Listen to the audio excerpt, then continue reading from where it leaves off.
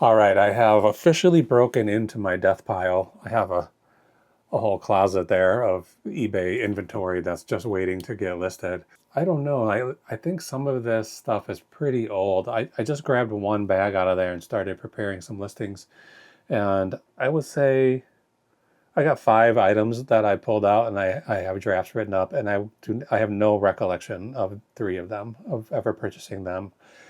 Luckily, they still had price tags on there, so I know I got these things at the Goodwill, but I don't have dates. So I would have put the receipt in a drawer somewhere to account for that purchase when I need to pay taxes or whatever. But I'm not gonna. I'm right here in front of my photo booth, but I'm not gonna do photos right now. I'm just gonna show you a few of the things that I picked up.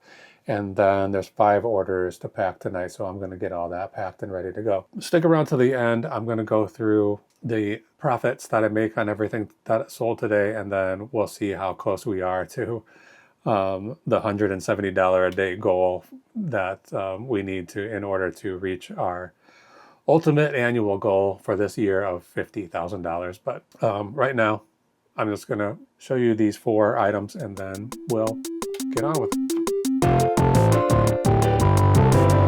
Okay, I've turned the camera around so I could pull these things in front and give you a good look at them. So right here, this is from Red Wing, the shoe company, and this is called a boot bumper. It's just a rubber toe to attach to the front of your boots to give you a little bit of extra protection or something. Anyway, I've seen comps of this. Some have sold for like a pair of 2, a set of 2 of these for like $26. It seems like just a single package like this is probably like $16 to $24. I'm going to list it for 20 and try to get it to move. Okay, the next thing I have here, and I have absolutely no memory of this. I usually don't buy calculators anymore because the value has dropped so much, but this is a Texas Instruments calculator. It's called a TI Inspire CX. I don't really know what it does. I never had a calculator like this. I never took the kind of math class that required one. But this one, I think there's a Inspire CX2, and that might be the really good one. This one, if it had the charging dock and it was in known working condition, it probably would be like $75 to $125. As this is, I don't have any way of knowing if it works. So I have no choice but to sell it, listed as for parts or for repair. And it does have a pretty beat up screen. Other than that, it seems pretty good. But like I said, I have no way of charging it and testing to see if it works. So I'm going to sell it untested for parts or for repair. I think I paid $7.50 for it. The price tag that was on there suggested that. And I think I'm just going to try to sell it for like $15 or $20, see if somebody will take it to try to fix it. Okay, I have 2 of these things. This is these I do remember buying. I have this one, which is for making these Japanese red bean cakes. They're sort of like desserts. This is just basically a griddle, and it has these little pockets to make these kind of cakes in. This company called Lionheart. I looked on their website and it's all in Japanese, so I had to translate it, and I don't really know what kind of date is on this. Like, this box looks to me like it's from the 60s, but they still make them. They still sell them on their website that look exactly the same, so who knows? I mean, this could be from last week. This thing might have been produced just a year ago, but it looks older than that, so I don't know. Anyway, this one, the red bean cooker one, there was only one sale. There's none listed at all, and there's no recent sales on these. But in the last 3 years, one of these sold for $60. I don't know if that's a reasonable price to expect for it. Since they still sell these, and this one's in a little bit rougher condition. This one is for making takoyaki. So it's these little balls. So you have to put your batter in. I mean, this one's similar to that one. You put your batter in these little circular half balls, and then you keep rotating it until it creates a little round ball of cooked batter. So yeah, this one, there's no history of on eBay at all. This one you can see, I don't know if you can see or not, but somebody was using some kind of a metal utensil to turn their takoyakis and scraped up the nonstick surface pretty well. And it's a little bit greasy. I'm gonna have to clean it a little before I take pictures and list it. But that one, I saw an example of one that sold for $60. I think I'm gonna list these for $45 each and then see how they do. The other thing I pulled out of there was a camera. I didn't bring it down. I ordered some batteries for it. And if it works, it's probably going to be $70 to $100. If it doesn't work, it might not sell at all. I did see some for parts for repair that people had listed that don't work. And they were only asking like $15 for them. So I'm probably getting close to that amount just after buying the batteries. So if it doesn't work, I'm going to be disappointed. But I'll try to sell it for parts and get some of that money back out of it. So that's everything that I have drafts written up for. The first sort of deep dive into my closet of inventory that I haven't been into. I have not put anything in there or taken anything out of there in probably 6 months. So over the next few weeks, hopefully we'll be pulling more and more things out of there and find some stuff that is worth money and cool to look at. Okay, I'm going to pull the 5 orders that came in today and get ready to pack them. The first one's right here. It's this hat. I sold this once and it was returned, and so I lowered the price on it. It does. The first person who bought it said it was covered with stains, and I don't really see that, but it's hard to know. I mean, you get it under these lights and you can see some sort of yellowish stuff, but that just might be the color of the fabric. I can't tell. My eyes aren't good enough, and I had my wife look at it. She couldn't really tell either. So anyway, that guy wanted to send it back. I think he paid $45 for it, and so he sent it back. I refunded him his money. I relisted it just a couple of days ago, and it sold already again, I think for $29, $24 maybe. I'll go over that once we start packing. So hang on for one more second. We're going to be right back, and we're going to get right to getting all these orders packed up. Okay, we're back. I pulled all of this stuff. It's not a lot, and it doesn't really add up to a huge amount. It's going to be a little bit less than what I would like, but it's going to be fine. We're going to make it. We're going to make it through the day and through the rest of the month. Okay, let's pull out my eBay app. I want to make sure I've turned off notifications so we don't get interrupted with a bunch of beeps and stuff. And what's the first thing on the agenda? Okay, it looks like we can go in order here. First thing, a plate. This is similar to the one I packed last night. That one I packed last night, I had to go through a stack and try to find it, and it was pretty tough to find. It took me longer than I would have liked. This one was right on top of the stack. It was left there from last night, so good. It was easy to find and went quick. I'm gonna just try to get some of my fingerprints off of it before I ship it. Anyway, that's good enough. I'm gonna wrap this a few times with bubble wrap. Standard operating procedure here. If I had a heavier duty bubble wrap, I would use that, but I do have this thing. I think computer came in this. I mean, this can't get better than that, I don't think. Might as well get rid of it, right? I mean, what's it doing except just hanging around here taking up space? I'm gonna cut this flap off this end. Oh, I just cut through the wrong part. Shoot. All right, that's garbage. I let all the air out of the whole thing. Okay, now it's not taking up space anymore. It's going in the garbage. Go back to my bubble wrap plan. This is the way I know how to do it anyway, so let's just do it this way. I'm pretty sure I bought a new computer and that piece of sort of like a bubble wrap envelope was in there. Well, the computer was in there. So it's probably been sitting here. It wouldn't have been this computer. I mean, it could have been that one, I guess. I don't know. It could have been even somebody else's computer. Maybe somebody bought a computer and gave me that. I don't remember. Anyway, it doesn't matter now. It's garbage. It's in the garbage. I destroyed it. But this will be just fine. This system has worked well for me so far, so we'll keep doing it. So I put bubble wrap one way, put it again the other way, especially because these plates, they're basically like 11 inches. This bubble wrap is basically 11 or 12 inches, so you can't cover all sides from the same angle, from the same direction. Yeah, I'd say it's 12 inches.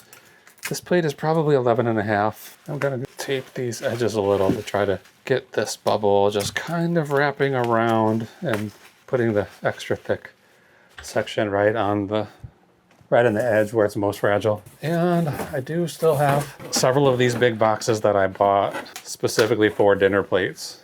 I will and have used them for other things, but that's what I bought them for, plates. I thought I heard Pineapple coming in behind me. I didn't leave the door open upstairs, so he probably can't get in here, but sometimes I think Jessica likes to see him on the videos, and so she opens the door to let him down. All right, paper. I feel like I just opened this roll of paper a couple of days ago, and it seems like I've already used like half of it, so I might have to get online and buy some more paper because I don't want to run out of it. This stuff is essential to what I'm doing here. I don't really have an option to use less. You know, I have to fill this whole box up.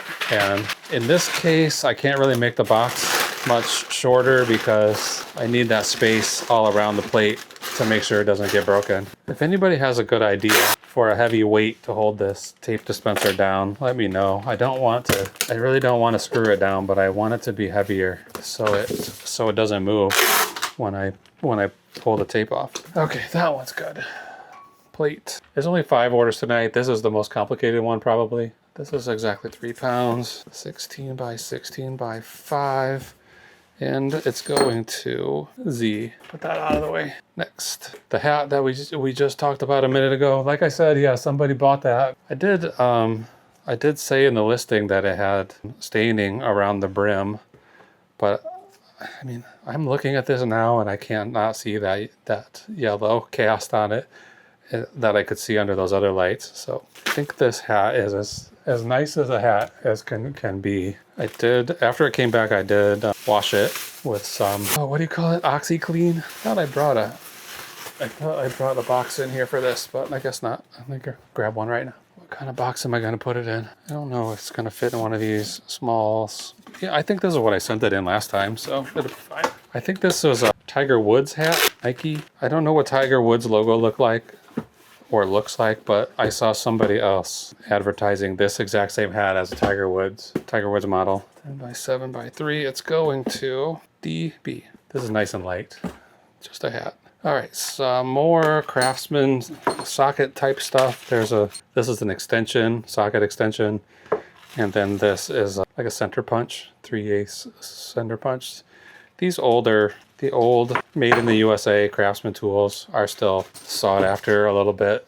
They're not, I have sold some for decent amounts. This one's pretty cheap, $7.99 for these two, but that also included $7 shipping. So I paid 56 cents for these 2 pieces of metal. I'm going to weigh all this for 5 ounces. I'm going to put the label on. I'm not going to seal it up until I put the label on because I'm putting it in this envelope. What did I say? 7 ounces? I'm going to put it in this envelope and I want it to be flat when I put the label on. 9 by 7 by 2. And then who's it going to? SB. So once I buy the label, I'll stick it on here and then I'll put everything inside here and fold it all up. Make sure that it gets to where it's going to go. But right now, I'm going to leave it unsealed. All right. This is a weird vintage massager. I don't really understand how it works. Like, you're supposed to put it around your hand or something like that, and then you can give someone a massage with it, but I don't know which part of this does the massaging. You know, this is sort of a rubber part that you might think it is, but then has a screw in it. This end you can't do anything with. Is it supposed to massage your hand? I really don't know. Or is it just like it's vibrating through your hand into the person that you're massaging? I don't know. I got 2 of these at a garage sale and I sold the first one really pretty quickly. They're not like, you know, huge dollars. I think I paid $5 a piece for them, which when they told me that, I was a little bit on the fence about buying them for $5, a little more expensive than I liked, but they sold for 25.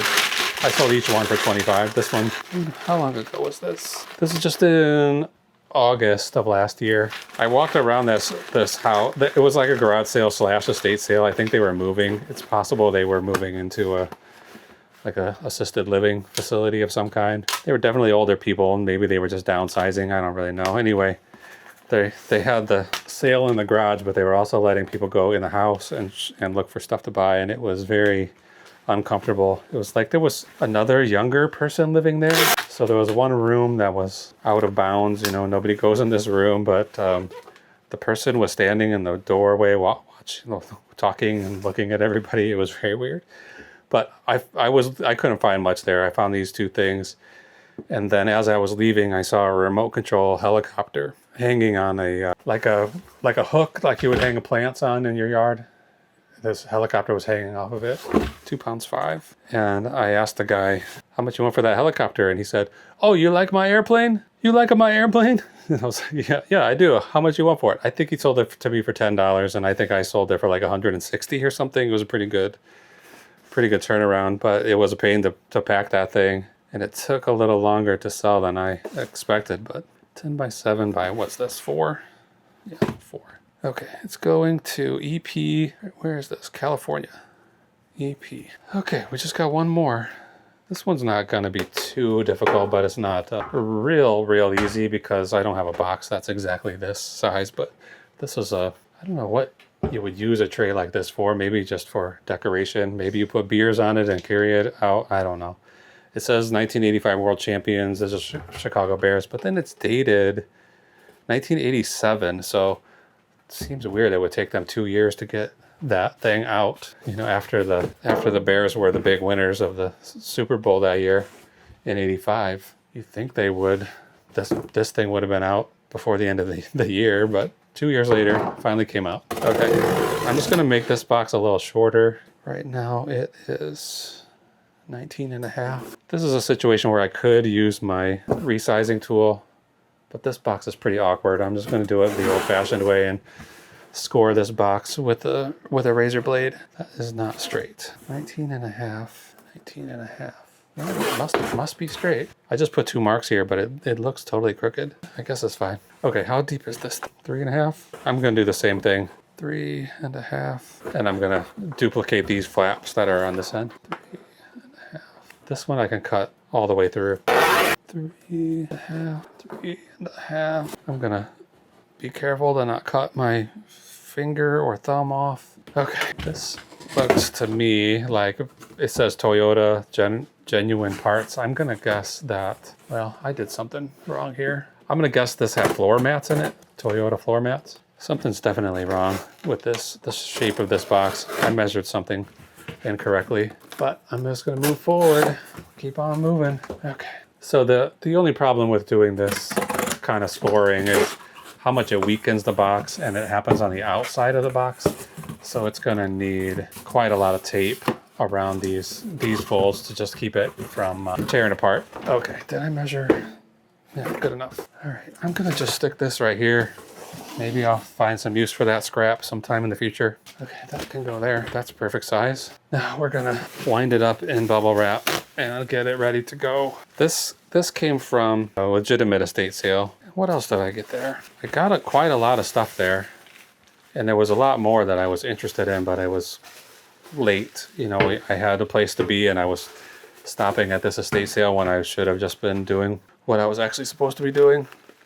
So I couldn't spend too much time there, but I did see a lot of stuff, but I just couldn't carry it out, or I couldn't spend the time to get everything I wanted out of there, but I did get quite a few good things. What else did I get? I got a lot of Adidas clothes, and some of that turned out to not be sellable. I have a problem with not inspecting clothing enough before purchasing it and then assuming it's going to be fine, and then once I get it home it's got holes or stains or something. So I did get some clothes there that turned out to be nothing. I got a vintage flashlight I'll sell pretty soon. What else did I get? I think I did get some tools there, Craftsman tool. Anyway, I got quite a lot there, and the lady running it was really nice. And this by the time I averaged everything out, I only paid 58 cents per item. So I paid 58 cents for this. I'm going to call it a TV tray. This was in May, the very end of May, so May 24th. It was the day before, it was the day we were leaving to go on vacation. So I was out screwing around, shopping for inventory when I was supposed to be getting ready to go on a road trip. Anyway, I got this for 58 cents. I had it listed for $34.99. Somebody sent me an offer for $32, so I took that. And speaking of offers, I typically put minimums. Like I have the option to send an offer pretty much every item in my store.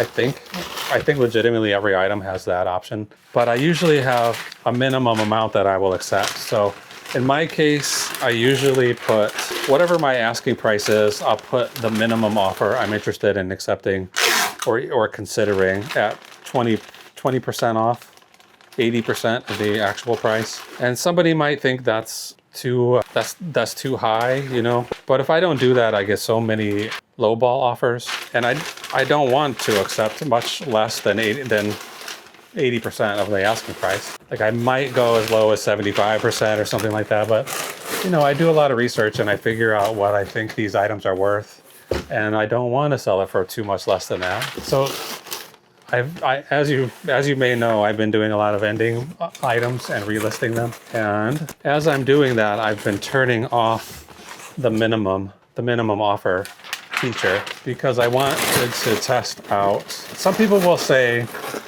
that if you have an offer turned on and somebody sends you a lowball offer, like 10% of the asking price, then that's opening up a door for you to haggle and come to a price that you're both happy with. So I thought I was going to try that, and I turned off those minimum offers, and I'm already regretting it. It's only really been 1 day or 2 days, and I have been inundated with lowball offers, like unbelievably low. So I don't know if I talked about it last night, but I have an item that's listed for $108, and an offer came in for $28.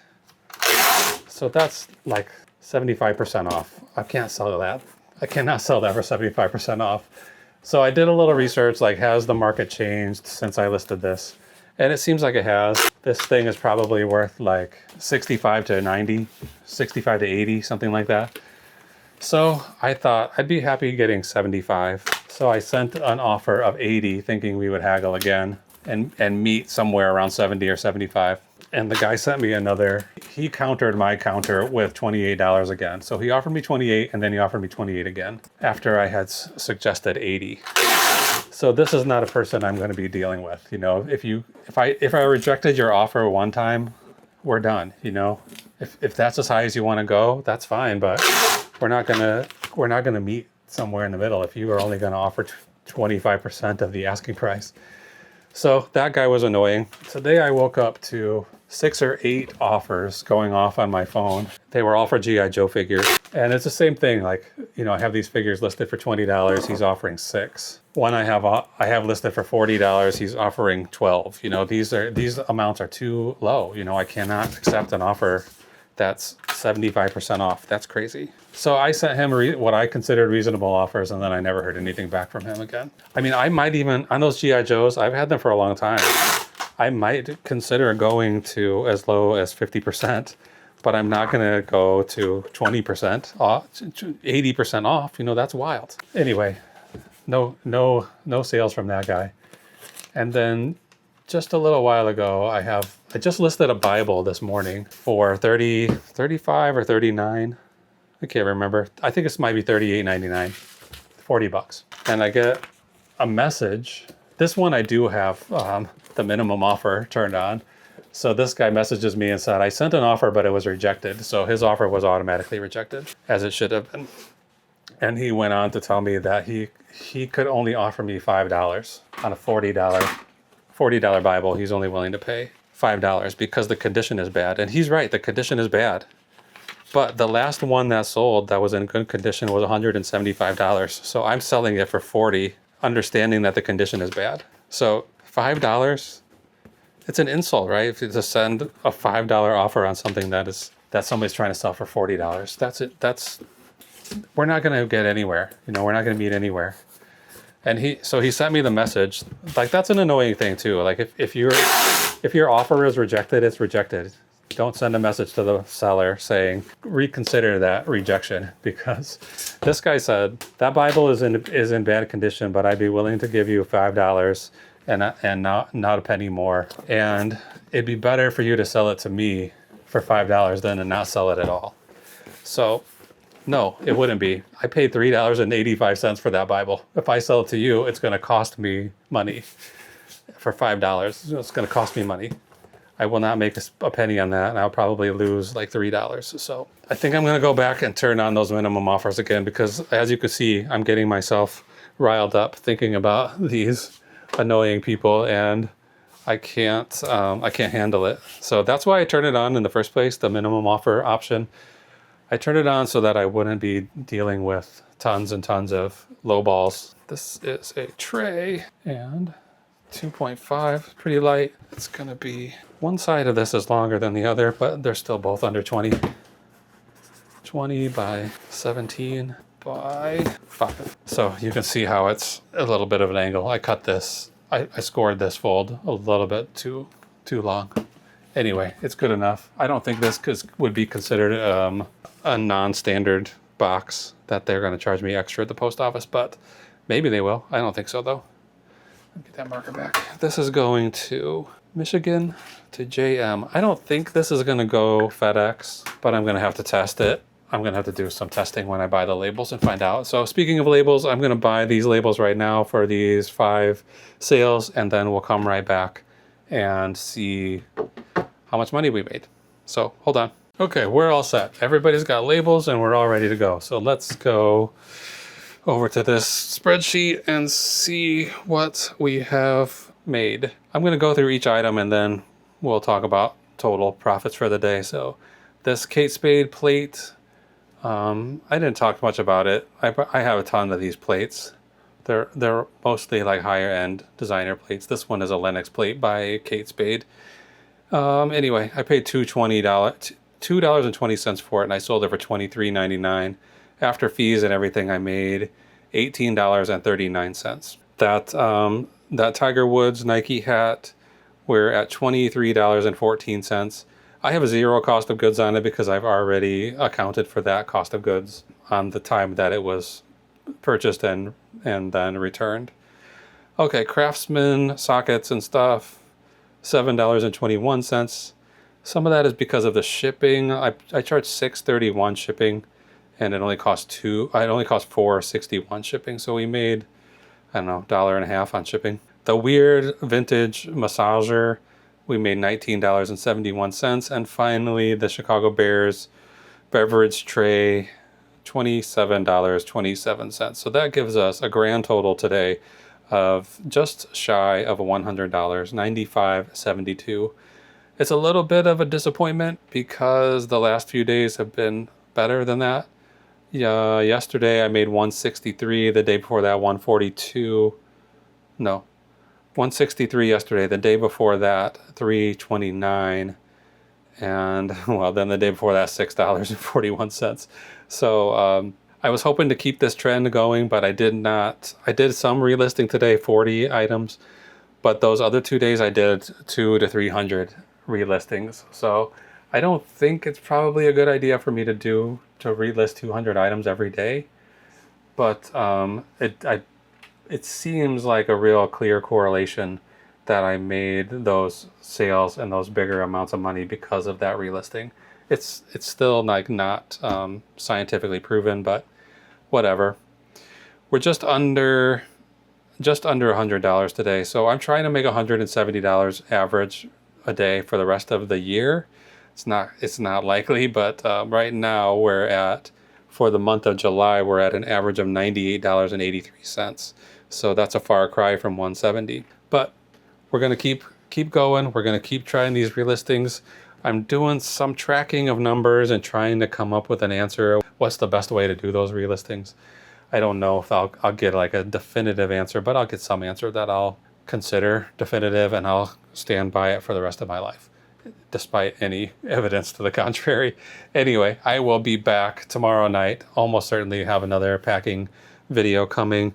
And if you want to stick with me, ride along on this stupid journey while I'm trying to make $50,000 on eBay, just go ahead and subscribe, and then we'll see you every day of the week while I'm packing up orders. So thanks for watching.